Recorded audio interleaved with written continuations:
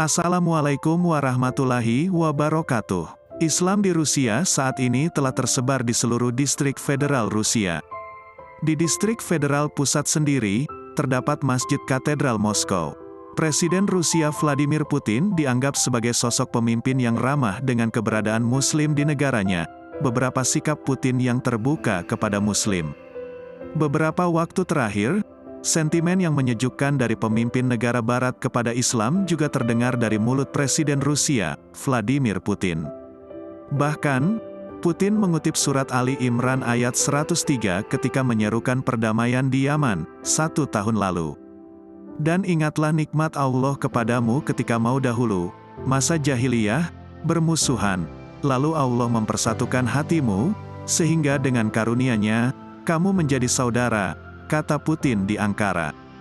Kutipan ayat itu dituturkan Putin ketika menyampaikan pernyataan bersama Presiden Turki Recep Tayyip Erdogan dan Presiden Iran Hassan Rouhani setelah menggelar pertemuan tinggi. Tiga pemimpin tersebut juga memperingatkan bahwa operasi militer koalisi Arab Saudi di Yaman sejak perang sipil pada 2015 lalu. Putin juga membahas situasi di Suriah. Vladimir Putin hadir pada peresmian Masjid Katedral Moskow.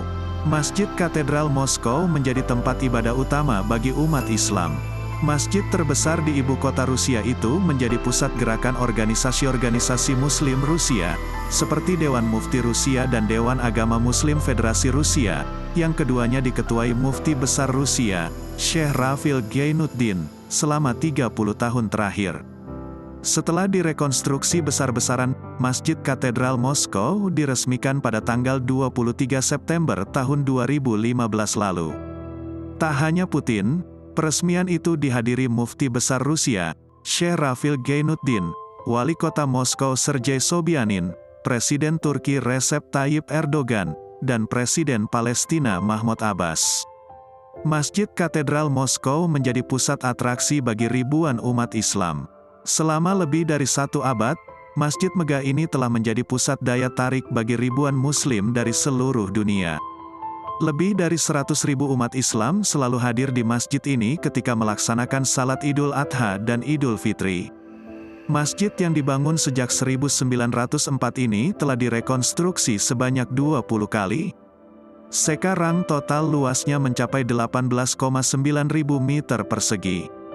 Bagian atas kubah dihiasi dengan ayat-ayat Al-Quran.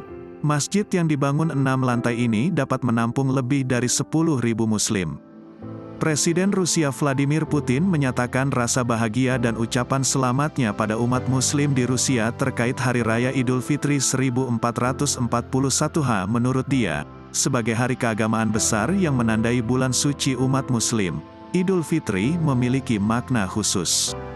Perayaan akhir bulan suci Ramadan memiliki makna spiritual khusus, ujar dia seperti dilansir TASS. Selain itu, Putin juga memuji Islam sebagai bagian terpenting dalam masyarakat Rusia yang beragam. Nenek moyang kami tidak pernah mendiskriminasi satu sama lain atas dasar etnis dan keyakinan, kata dia ketika bertemu ulama Muslim di Ufa, Bashkortostan, seperti dilansir The Voice of Russia. Menurut Putin, Muslim merupakan umat yang saling menghormati dan mendukung dalam suka dan duka.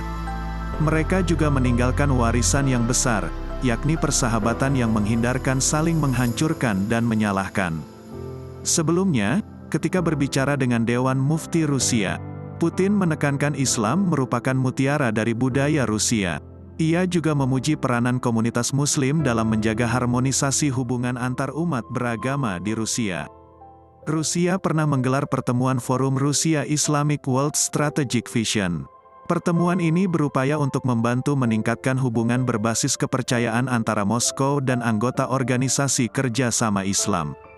Presiden Rusia Vladimir Putin dalam sebuah pesan yang dibacakan Presiden Tatarstan Rustam Minnihanov berharap negara-negara yang terlibat dapat saling memberikan masukan. Saya berharap dalam pertemuan ini terjadi diskusi substantif, gagasan, serta inisiatif yang dapat membantu meningkatkan kepercayaan dan saling pengertian antara negara dan masyarakat kita, ujar Minnihanov. Wallahu a'lam bishawab. Semoga kisah di atas dapat menjadi bahan renungan dan menjadi pelajaran yang bermanfaat bagi kita semua. Wassalamualaikum warahmatullahi wabarakatuh.